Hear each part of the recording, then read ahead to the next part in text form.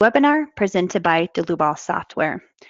Today we'll be working in our structural analysis and design software RFEM 6. The topic for today's presentation is AISC Design Guide 26 Blast Analysis in RFEM 6. My name is Amy Heilig. I'll be your presenter. I'm the CEO of the US office, and I'm also a sales engineer, and I'm located in Philadelphia, Pennsylvania. My colleagues Alex Baca and Siska Cho will be your moderators, answering any questions you may have. They're both support engineers, also located in our Philadelphia office. We always want to encourage everyone to ask questions throughout the presentation. You can do so within the GoToWebinar dialog box as shown here. If by chance we don't get to all your questions, we'll certainly send you a follow-up email afterwards. So we'll quickly go through the content that we will cover over the next hour today. And we want to begin with the blast loading concept and the application for a time history analysis. We will be referencing the AISC Design Guide 26 and move into our example that you see over here on the right-hand side, applying the design guide directly within RFEM itself. We'll talk about the loading and the time diagram input. We will carry out a linear time history analysis to begin. And at the second part of our example, we will carry out a nonlinear time history analysis. So we have recently released this solver within the time history analysis add-on in RFEM 6. Just a quick note about this is a phased release. So not all capabilities are quite there yet. We'll talk a little bit more as we get into that within the example today. And of course, through these examples, we will take a look at the structure, response, and results. This PowerPoint presentation is available as a handout in the GoToWebinar. The model can also be downloaded directly on the registration webpage that you registered for this GoToWebinar if you also wanted to follow along with today's example.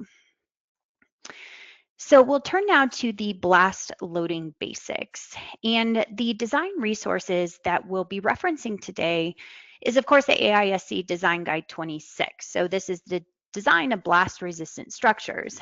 Now, the United Facilities Criteria, UFC document 3-340-02, will also be what we reference today as one of our resources. Now, there are many other references, literature out there for a blast analysis, but again, for our approaches and example today, we'll be utilizing these two.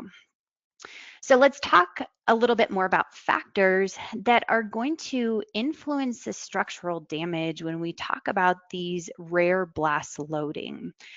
So the structure materials, the mass, the stiffness are all certainly going to influence this. But we also want to take a look at the explosive type. How close is the distance to the structure? Obviously, if the explosion is closer, we're going to see more localized and global structural damage than if the explosion is further away. The building geometry will also play an influence. And then the blast orientation to the structure. So elements facing the blast will see higher loads and more damage than what we see of the elements that are parallel to the blast. And finally, the surrounding structures or adjacent elements. These can also affect blast patterns. We could see load amplification or load reduction. And the ultimate design goals with something like a blast analysis is to avoid loss of life. It's not necessarily to avoid extensive structural damage. This is sometimes inevitable, but how can we prevent progressive collapse and ensure that the structure is sufficiently redundant? So we often see steel used as a primary structural system for blast loads, and this is due to the large inelastic deformation capability without the loss of load carrying ability. So we're talking about the plastic deformation here that steel allows for, therefore it has a very high ductility and flexibility. In contrast, concrete certainly has a higher mass and stiffness to resist these high impact loads, also a higher temperature resistance, but it's a very brittle material. So it's not going to be as ductile as what we see here with steel. So both of these materials certainly have their pros and cons. So turning now to Design Guide 26 to talk about the blast load application and this idealized pressure time history for blast load. over here on the right-hand side is taken directly from the design guide. So we want to talk about a few of these variables that go into creating this diagram itself.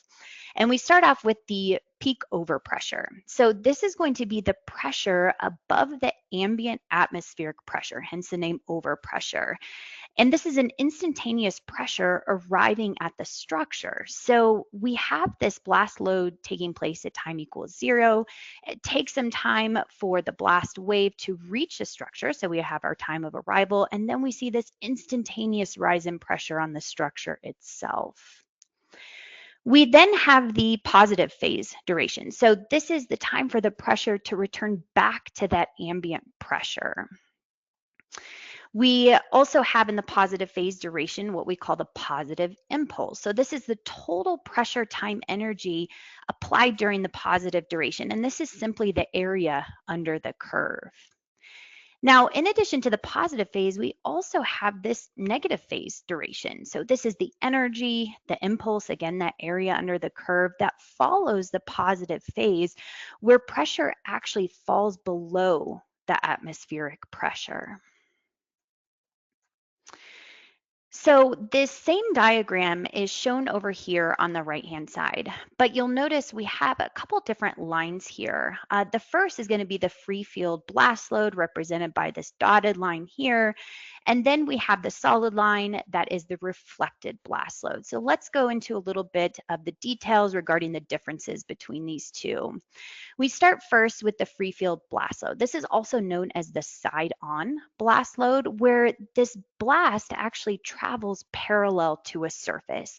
It more or less sweeps over this surface with no impeding objects. So we might be talking about sidewalls, a roof, a rear wall. It's certainly not the surfaces that are oriented directly to the blast. Now, we often see the subscript SO for side-on used throughout literature to represent this particular loading. Then we have the reflected blast load. So this is where the blast load strikes at an angled surface other than parallel. So we certainly might see this for a wall that's oriented directly normal to the face of the blast load itself. And you'll notice that we have a reflected pressure piece of bar that's significantly greater than our side on. And this makes sense because it's closer to the blast and oriented normal to the face of it. We calculate piece of bar with the equation shown here. So we take the side-on pressure, the incident pressure, and we multiply by what we call the reflection coefficient C sub R. Now, we are going to reference the UFC document 3-340, in particular figure 2-193. So within this plot along the x-axis, we can see here the angle of incidence. We would determine what our angle of incidence is, follow this up, and you'll notice that the peak incident overpressure is given with these various colored lines. This is also known as the side-on pressure. We follow this over to the y-axis to get the reflection coefficient value. Now, we may be wondering, well, what is the angle of incidence along the x-axis? We'll refer to this small diagram over here on the left-hand side, where we have our initial blast wave direction. And this travels to our target element. So this might be a wall element, for example. And we're going to see this load reflecting normal to the face of the surface, hence why we see this 90 degrees here. The angle of incidence then is measured as this initial blast wave in comparison to this reflecting load. And this is ultimately what we use with figure 2-193. So turning now to Design Guide 26 assumptions here for creating these time diagrams. And we're going to begin first with the pressure time history positive phase. Well, Design Guide 26 states that we can actually simplify this to a triangular distribution, where we still have this instantaneous rise in pressure, but instead of a curved decay here, we have a linear decay back to the ambient pressure. But it's really important that we still maintain that peak pressure value and the impulse, which is the area under the curve. So therefore, we have this fictitious time here that we need to determine in order to simplify this with this triangular distribution. Well, the equation that we use for this duration is equal to 2I over P. Moving on to the pressure time history for the negative phase, we're actually going to neglect this for this demonstration. So a little bit simpler approach here, but we certainly don't want to always neglect this. For example, when we have elements that are weaker in the reverse loading direction, or if we have a structure with very short natural periods compared to the load duration, then we certainly don't want to neglect this negative phase here. But again, for example purposes for us today, we will go ahead and not take this into account. Now, there are a few other considerations listed at the bottom of the slide here that we will also not be taking into account. For example, drag forces from a dynamic pressure. These can develop just similar to like what we see with wind loads. If we have large openings for our structure, then we would want to account for interior loads due to leakage. So this blast load can actually enter in the interior of the structure, and we're likely going to see structural damage at the interior rather than only taking into consideration the exterior.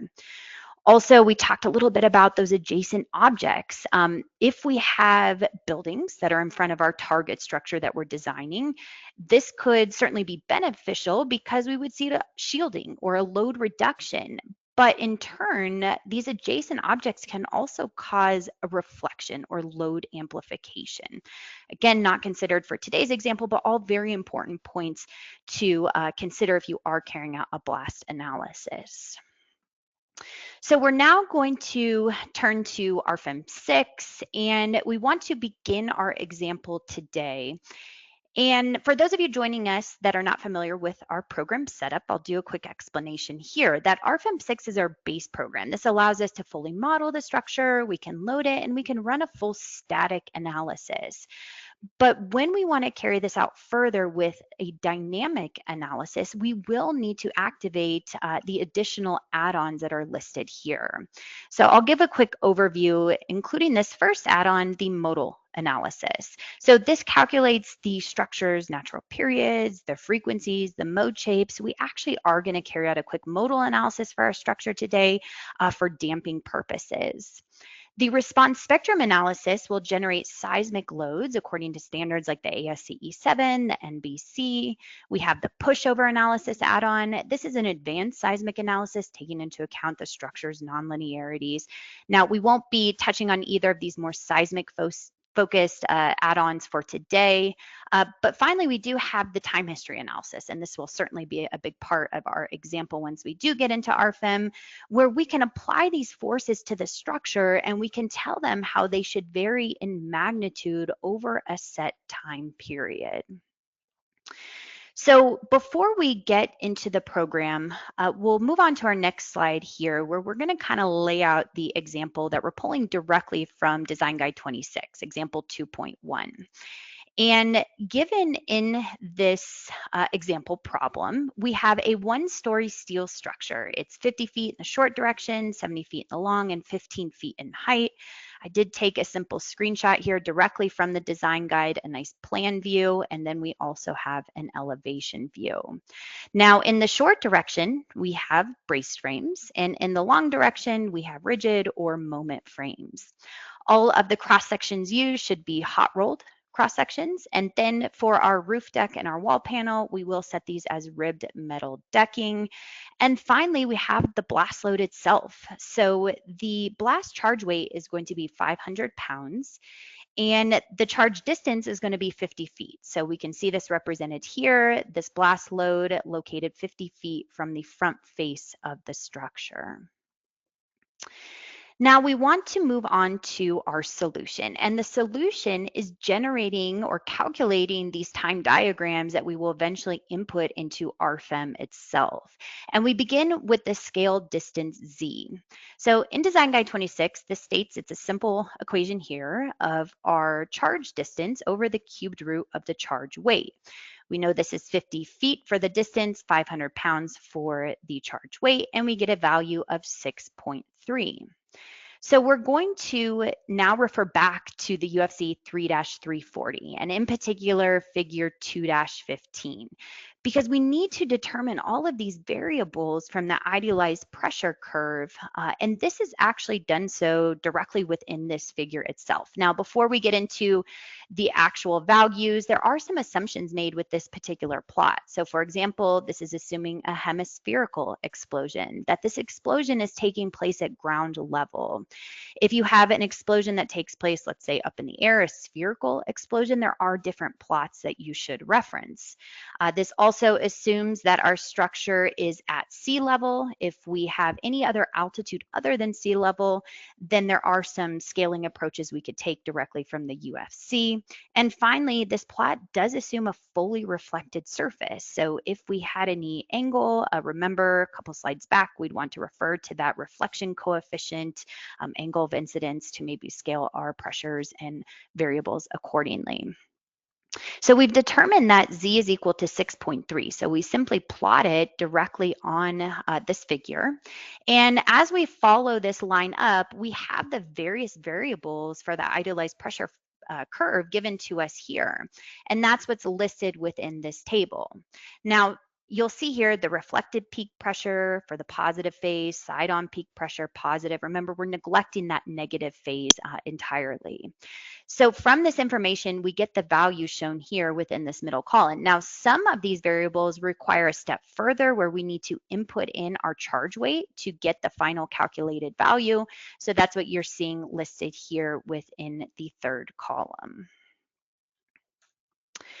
So let us begin with the reflected pressure for the front wall in particular. Now, remember, as we see over here on the right-hand side, following Design Guide 26, we are going to simplify the idealized pressure curve with this equivalent triangular shape. But we want to ensure that the peak pressure, P sub r, and the impulse, I sub r, these values are preserved. So if you remember a couple slides back, we don't know what this equivalent duration is, but we have a pretty simple formula for this. And we just simply input the impulse and the pressure. This information was given to us directly in figure 2-15 that we determined here on the previous slide. So we take these values, input them in, and now we get a time duration of 6.19 milliseconds. So we'll now move on to the side-on pressure. So this is going to be the time diagram for the sidewalls and the roof. Now, for simplicity and also a little bit more of a conservative approach, I am going to use the same scale distance Z at the front wall center line as what I'm using for the sidewalls and roof. Now, technically, the pressures might decrease as we move along the length of these sidewalls and roof, but again, a little bit more conservative approach here. So we have a similar triangular shape shown over on the right-hand side, but we would fully expect our pressures to be significantly lower. Our impulses will be lower as well. Again, we don't know this time duration. Well, we know P sub O and I sub O from the previous slide, figure 2-15. We input them into this equation and we are calculating here our time duration of 7.71 milliseconds. And now finally, we turn to the rear wall. So for this one, we do want to modify our charge distance. This rear wall will take into consideration the distance from the blast to the front face of the structure, which is 50 feet. But then we also have the length of the structure of 70 feet. So our new distance will add these two together to get 120 feet. Well, modifying also our scale distance with the equation r over the cubed of w, we're going to input in the 120 feet. We still have 500 pounds, and we get a value of 15.1. So we're going to use the same UFC figure 2-15 here. We're going to plot our Z value, and we're going to get the various parameters now for our rear wall presented within this table. Again, the positive phase duration, but you'll notice that I did not list any of the reflected pressures or the reflected impulses. That's because this back wall is not exposed normal to the face of the explosion itself, unlike something like the front wall. So therefore, we're more interested in those lower pressures, like the side-on peak pressure here and also side-on impulse.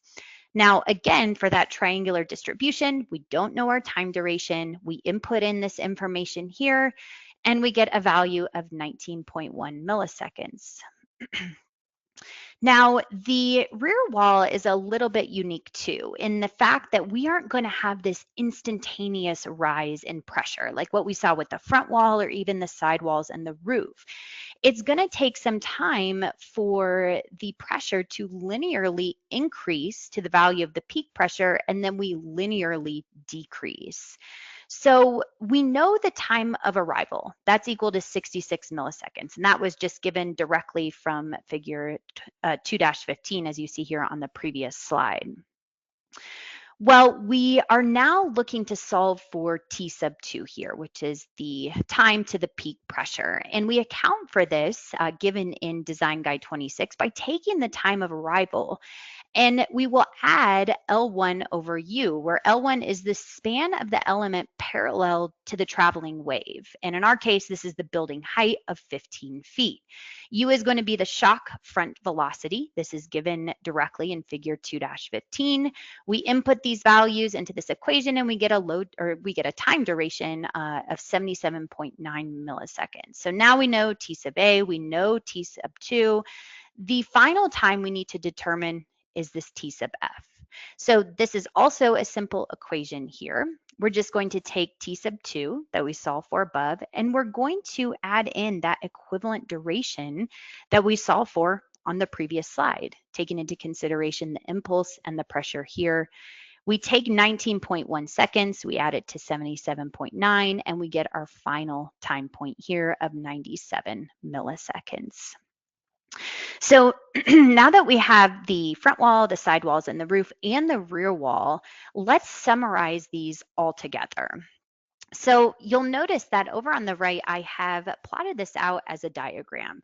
So this is going to be our time diagrams for these separate elements, but yet they're all going to be acting together with this blast analysis. So on the bottom, we have our time in milliseconds. And each one of these plots represents the different areas of the structure. So we have our front wall shown in green, which we would fully expect the peak pressure here to be higher than our sidewalls, for example. In either case, for the sidewalls and the roof shown in orange, we have this instantaneous rise in pressure and a linear decay back to zero. There is a slight time difference here between these two elements, though. And then finally, it takes some time for the wave load to reach the rear wall, where we see that linear rise to the max peak pressure, and then we're going to see that linear decay back to zero. So let's just summarize a few of those assumptions again for this analysis. Remember, we're using this equivalent triangular loading function, much more simplified. There are more exact loading functions out there. For example, the Friedlander equation, if we wanted to more accurately represent that blast wave shape. Also, the negative phase of the shock was neglected for this example, and also some of those other variables that we listed. So dynamic pressures with drag forces, large openings, these are not included in this example. Also, the full reflected pressure was applied to the entire front face of that front wall. Realistically, if we take a look at the entire width of that front wall, we likely can reduce the pressures and the loads at the edges of the wall itself if that explosion is happening more towards the center. And obviously this would be more of an impact with the wider that our structure length is. The full side-on pressures were applied to the non-reflected surfaces. So we're talking about the sidewalls and the roof here. Remember, I use the same scale distance as I did at the front of the structure, but in reality, we could probably either use the center line of those sidewalls and roof, or we could look at reducing the loads as we move further to the rear of the structure. Now, there are more advanced load averaging techniques given to us in UFC 3-340 that you can refer to. Okay, so we are going to turn now to RFEM directly. And I will go ahead and launch the program here. So you'll notice for the sake of time, I have already modeled our structure from Design Guide in the example given. So we'll do a quick model review.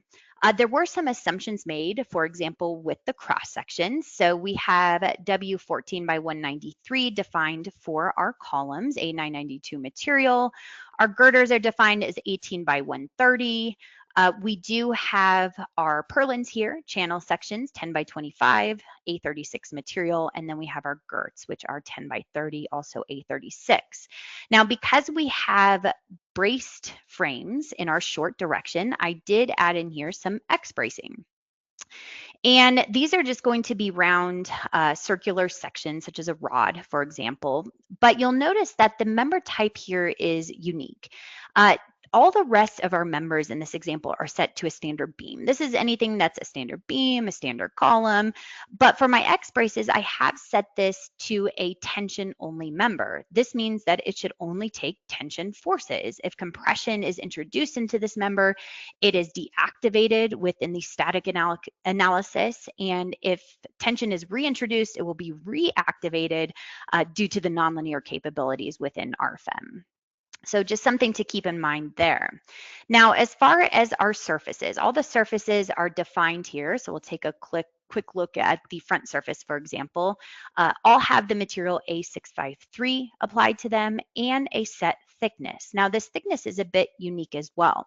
So if we take a look at the thickness type, normally we would set this to a uniform thickness, which is just any type of standard surface.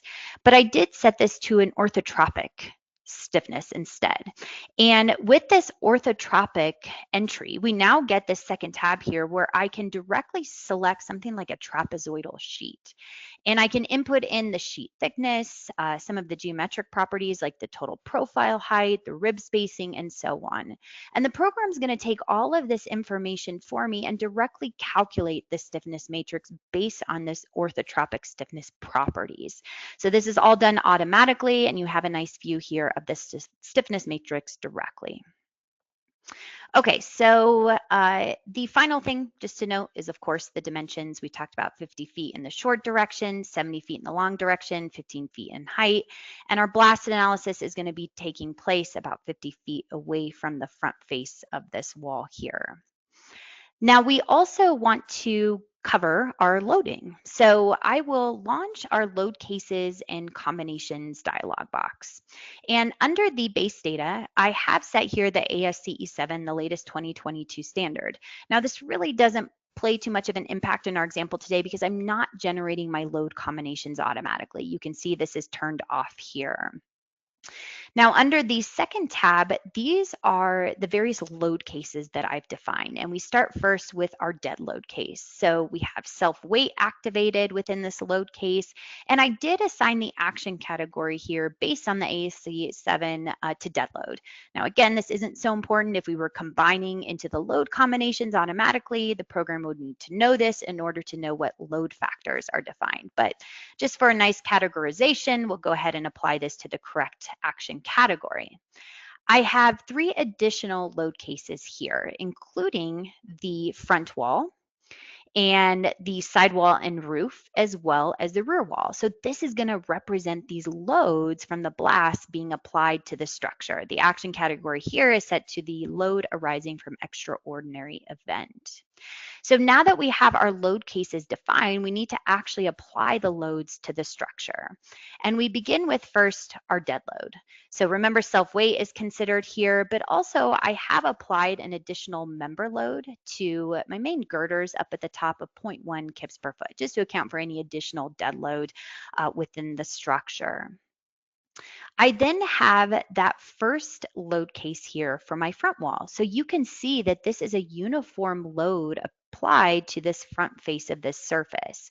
Now, this load is a bit special in the sense that I did take advantage here of our load wizards over in the navigator, where I can apply these as member loads by specifying an area load.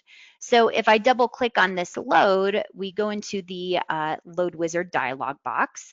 I have applied the load in the global Y direction towards that front face of that structure, and I gave it a load magnitude of 1 psi.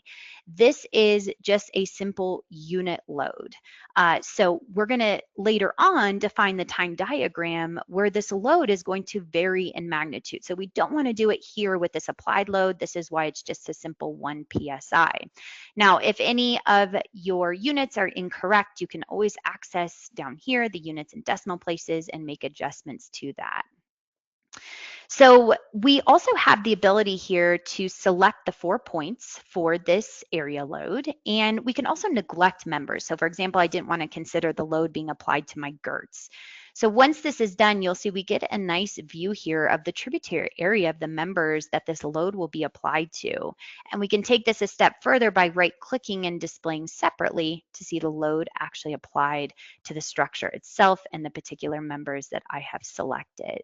So we can right-click to turn this back to a uniform load display, and we can take a look at our second load case for the blast load. Very similar concept here, but this time it's applied as the sidewalls and the roof. We can right-click here to display separately, and again, we see those loads distributed here to the main members, neglecting again the girts and the purlins. And finally, we have our last load case here for our rear wall, so same concept there. So now that we have these loads defined on the structure, we're ready to move forward with our dynamic analysis. And for this, we need to activate our base data dialog box. So this can be found by right-clicking on the model name here in our navigator, or it can be accessed through our quick tools up here in the top.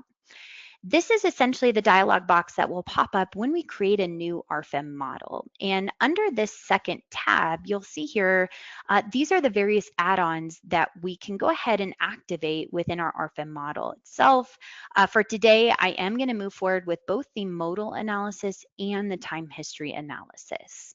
So when we activate those add-ons and come back into RFEM, you can see that really doesn't look too much different. So what we want to do is to go into the load cases and combinations dialog box, and I'm going to create a new load case here.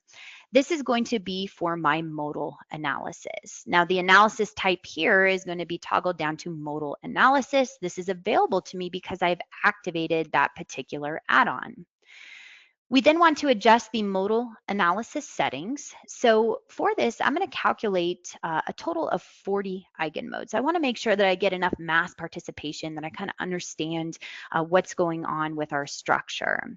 We'll go ahead and leave this as the Langkos solver. I'm going to modify the mass matrix to diagonal. Now, remember that this load, this blast load, is traveling from the front of our structure to the rear of the structure in the global Y axis. And we can't see that because of this dialog box, but that's kind of what's happening there for the overall analysis. So therefore, just for a quick calculation and to really hone in on what's going on in the Y translation direction only, I'm going to deactivate the additional degrees of freedom here for my mass matrix.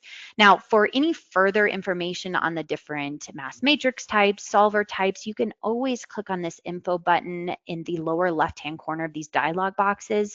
This will take you directly to our online manual and this particular dialog box to explain these options further. Now, the additional settings here can all be left as default, so I can click OK. We are going to import in the masses from our dead load case. We also have the ability, if we wanted to create a mass combination, we could do so.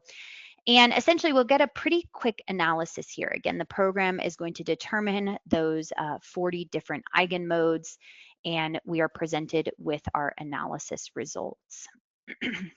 So you see here that we have our modal analysis results presented to us in table format, and we now have a new tab over here in our navigator with the results shown as well.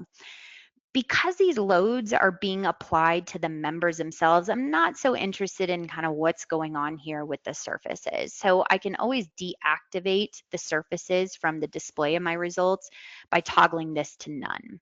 And taking a look at the members themselves, and in particular, the second tab within the table, We want to determine here what are our dominant mode shapes. So remember, we're only looking in the Y direction. And as I scroll down through this table, I see mode number 9. This certainly has the most mass participation, so this will be one of our dominant modes. And I want to note here that the natural frequency is updated over on the left. So we'd want to write this number down, 8.832 hertz, because we're going to utilize this later on for damping purposes. And then we continue scrolling down to maybe find our second dominant mode, and that's going to be mode shape number 27. And we have a frequency here of 15.963. So we'll go ahead and write that one down as well. So now that we have this information, again, it will make a little bit more sense as we move forward. And you can also view here under the first tab, if you're interested in viewing mode shape number 9, we can see the angular frequency, again, that same natural frequency, natural periods. And we probably also are interested in mode shape number 27. So just keep those natural frequencies in mind. We'll return back to them when it comes to inputting in the damping for the time history analysis. So now that we have completed a quick modal analysis, let us move on to the time history. And in our navigator over on the left, we have a new folder here that you will see called dynamic loads. And this is because I've activated that time history analysis add-on where I can directly define my time diagram. So I double click to create my first definition here. And within my time diagram, this is where we're going to begin inputting in our information that we have determined from those slides and from Design Guide 26. So we're going to start off first by giving this a new name here, and we're going to call this one front wall. Now, as far as our time diagram input, we have two options. We can set this to user defined, which we can just input in the table values directly. And that's certainly what we'll be using today. Now, alternatively, if you had a function, so we talked a little bit about that Friedlander equation to maybe represent that idealized pressure curve in a little bit more detail, you can input in something like that function directly in RFEM as well. So for our front wall and taking advantage of the user defined option here, let us go back to the PowerPoint because I want to focus on this time diagram for the front wall only. And if you remember, we have already determined all of these points from our previous calculations. We have our instantaneous rise in pressure to 79.5 psi, and then this linear decay back to 0. We have already determined what these time values are at each of these points. So these are going to be the points that we directly input into RFEM for our first time diagram.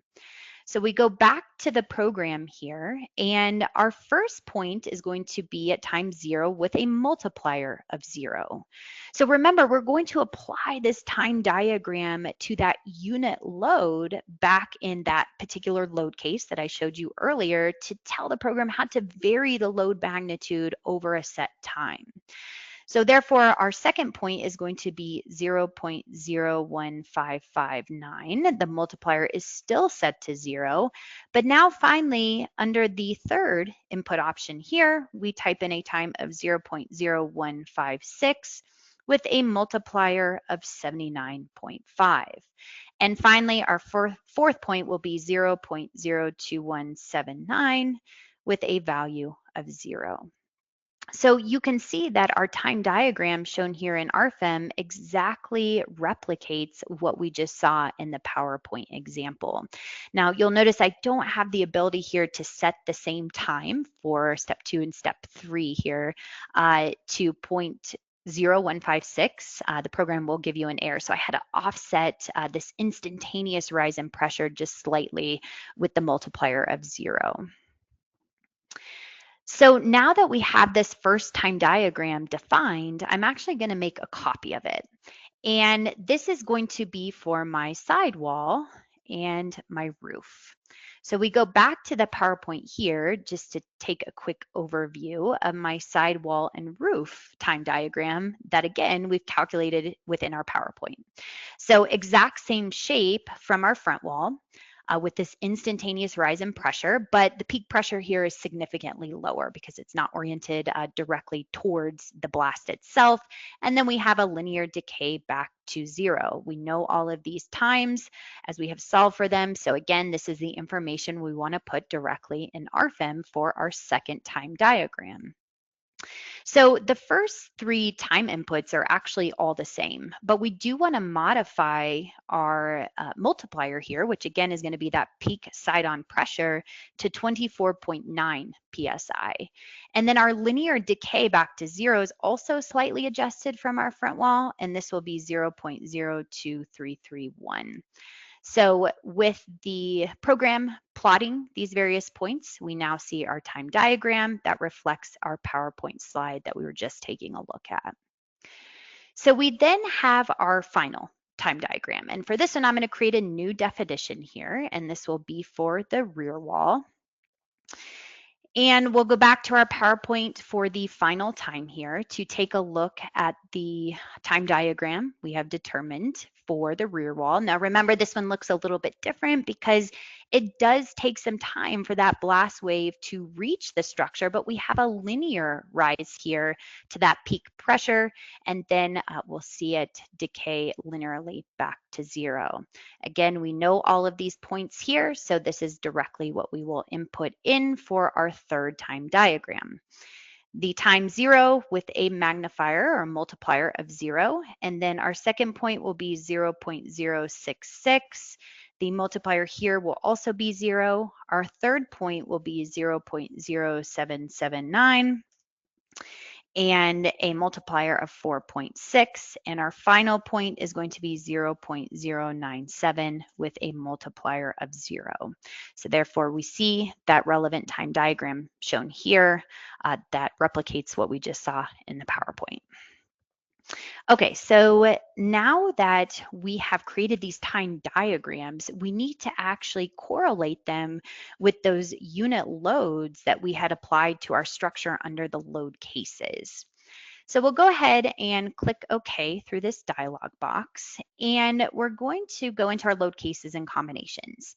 Now, I certainly could run a time history analysis for these individual load cases, as you see here within our dropdown, but that's not the intent of this example. The structure is not going to experience the front wall blast initially, and then the side wall and roof separate from the front wall and rear wall.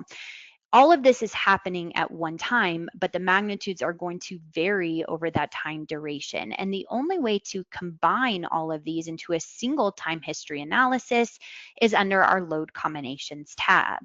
So we create a new load combination definition here, and the analysis type is going to be set to time diagram. Well, now we have our time history analysis settings that we'll want to go through in a little bit more detail here. So within the dropdown, you'll see that we have two linear solvers, including the linear modal, which is going to be a decoupled system that's based on the model's eigenvalues and mode shapes. So a modal analysis with this solver is incredibly important. We want to make sure that we do have an accurate modal analysis. Now, for our example today, we are going to utilize the linear implicit Newmark solver instead. So this is a direct time integration method. It does require sufficiently small time steps, but a big difference here is that we don't need that modal analysis whatsoever. So the modal analysis that we carried out earlier in this example technically isn't needed. I am going to use it for damping purposes, which will again make more sense in just a few minutes, but the modal analysis is not necessarily needed for this solver.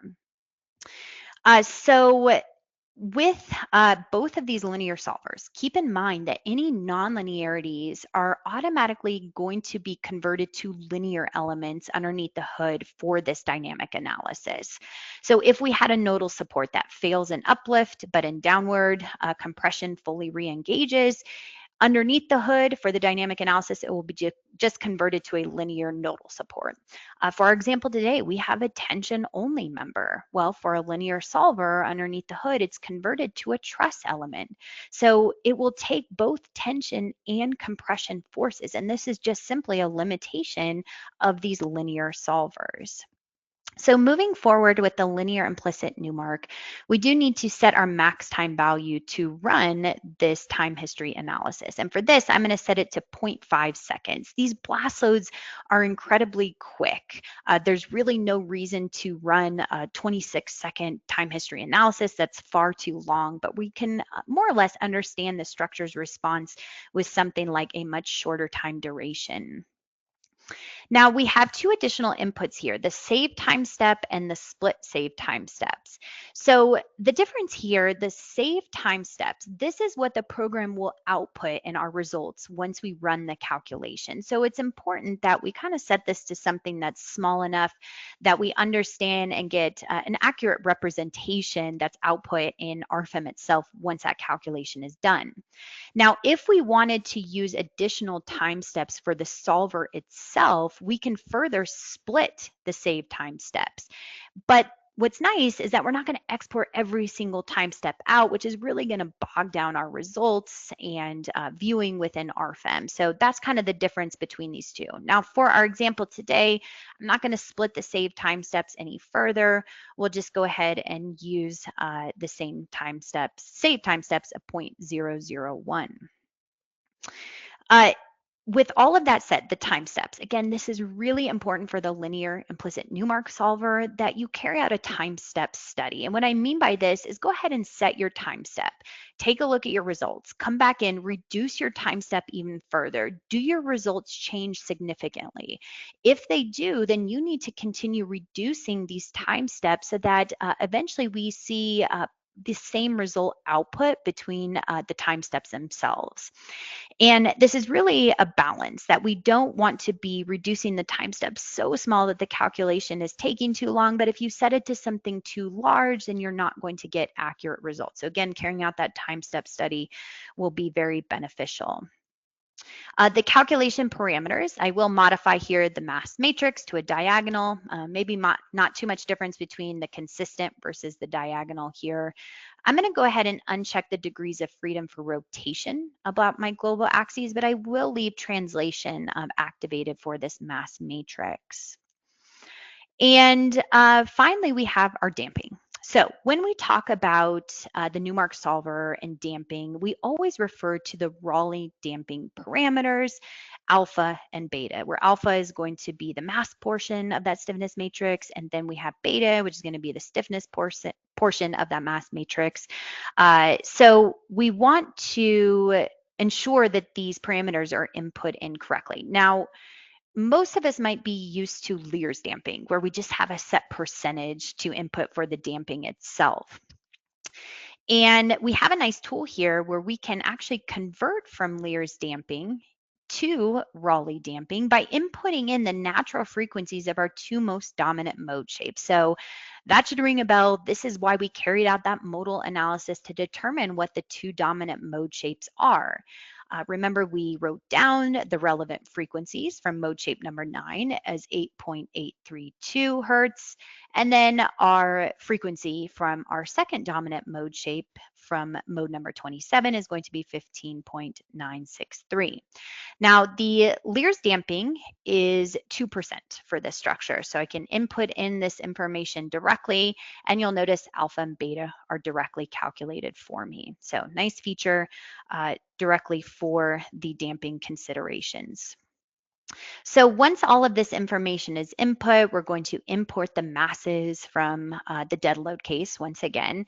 But under the assignment, this is where we want to move our 3 different load cases over to the right-hand side by double-clicking on them and relate them to the relevant time diagrams. So we have our front wall, which is going to be related to time diagram number 1, our sidewalls and roof, which is going to be related to time diagram number 2 for the sidewall and roof. And finally, we have the rear wall, which will be related here to time diagram number 3. So I'm going to begin this calculation here. And for this linear solver and the time steps that I have set, we will see this solve pretty quickly. So what's happening here in the background then? We're now going to apply each one of those unit loads. So we had, remember, the area load at the front face, the sidewalls, the roof, and the rear wall of the structure. But now we're going to apply those 3 separate time diagrams to tell the program how the load magnitude of this blast wave should vary over the total time duration of 0.5 seconds. So ultimately, once this calculation is done, we will see our results here within the navigator over on the left, but also I'll go ahead and activate my surfaces within table format. And as we take a look at the save time steps here within our dropdown, we cycle through these and we see, not much is happening. But remember, it's going to take a small time period before this blast wave actually reaches this structure. And that happens at 0.016 seconds. And then this is where we start to see deformations on the structure. So we can cycle through these time steps to see the deformation graphically change here as that wave load moves from the front of the structure to the rear of the structure.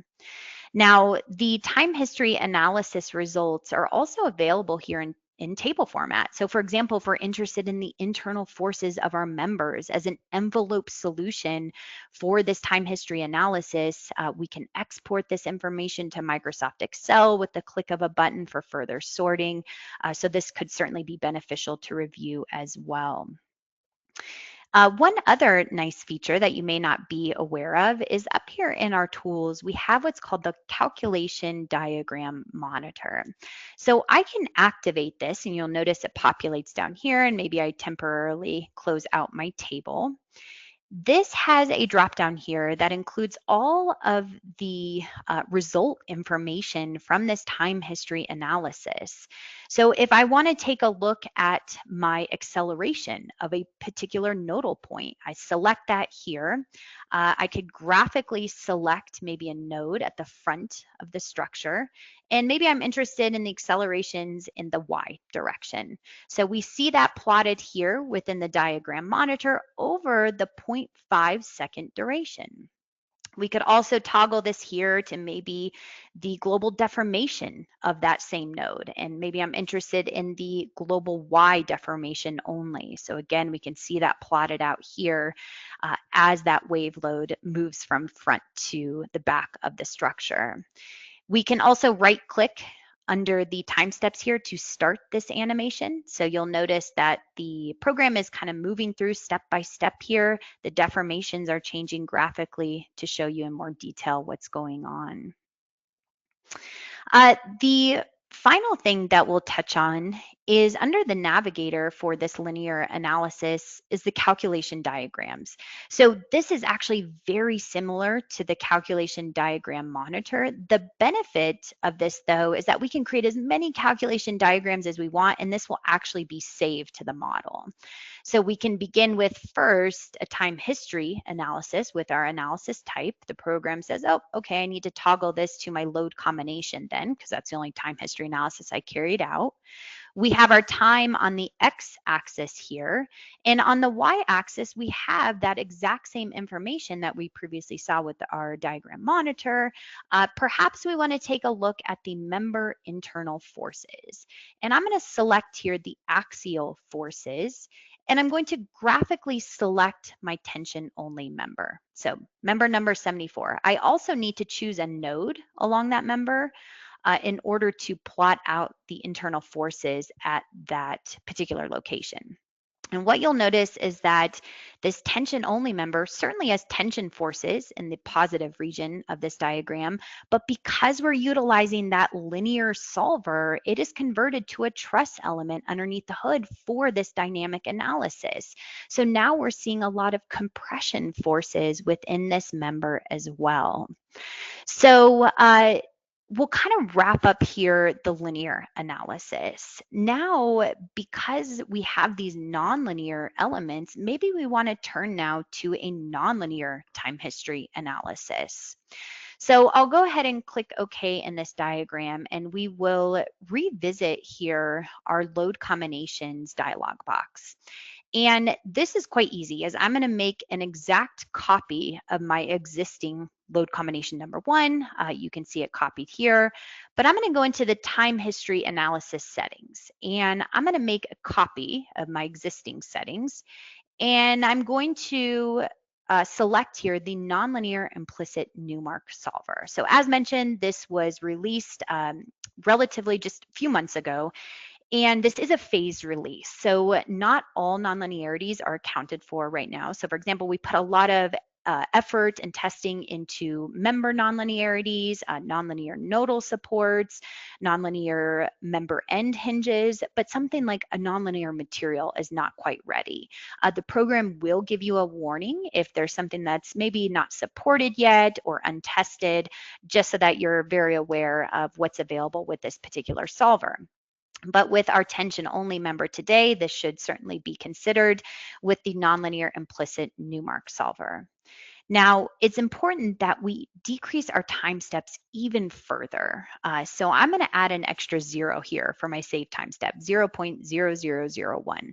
I'm not going to split the save time steps any further for this particular nonlinear calculation. Again, we'd probably want to carry out a time step study. For the damping, it is important to know that in the current state for this nonlinear Newmark solver that we cannot consider the beta damping parameter. So it would be best to actually set this to 0. Now alpha is still considered, and we will continue to improve on that in the future as well. But we do need to get convergence for this calculation, and we can only do so by setting beta equal to 0. So once this information is set, we're really ready to run the calculation by selecting these new analysis settings here that we just defined for the second load combination.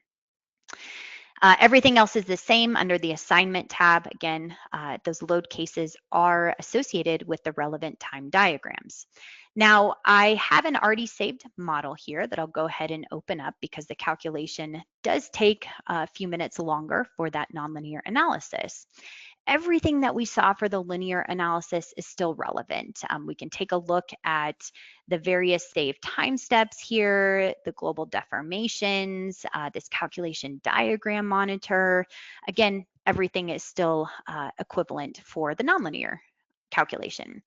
The difference here, though, is that let us revisit our calculation diagram. So if we go into that calculation diagram, remember, this is exactly what we just saw for our linear time history analysis. Well, I made a copy of this one by using the copy tool down in the lower left to select here my nonlinear time history analysis, that load combination number 2 here. And we can see that it's a pretty big difference. We are now able to account that this is a nonlinear tension only member.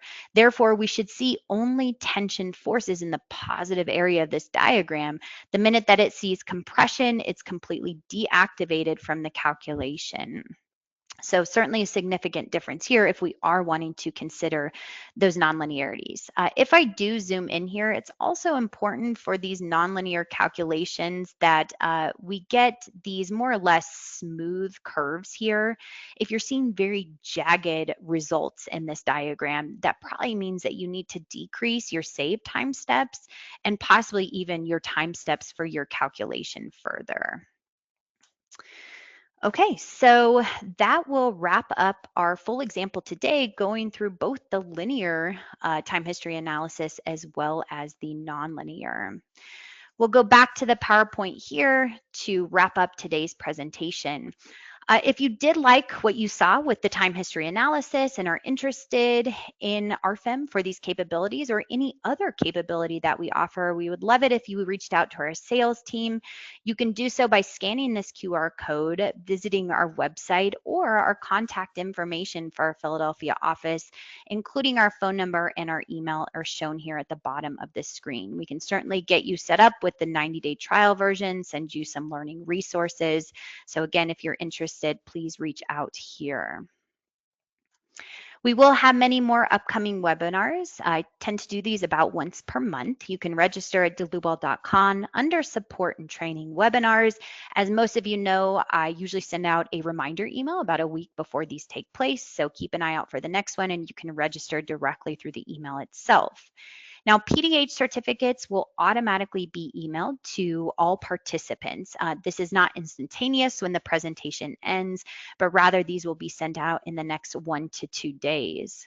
Now, if you were here for the full presentation, you can certainly expect that PDH. That is a requirement of the states that we are pre-approved providers, that you're here for the full 60-minute duration in order to receive that. If you watched with a colleague or you watched in a conference type setting and you yourself did not register for this GoToWebinar, you will need to request your PDH to our email address shown here, info-us@delubal.com.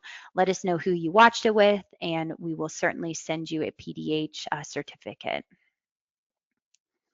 And with that said, I want to thank everyone for attending our webinar today. There will be a short survey that pops up when you do exit out of the GoToWebinar. And as always, we hope to see you at our next presentation. Thank you.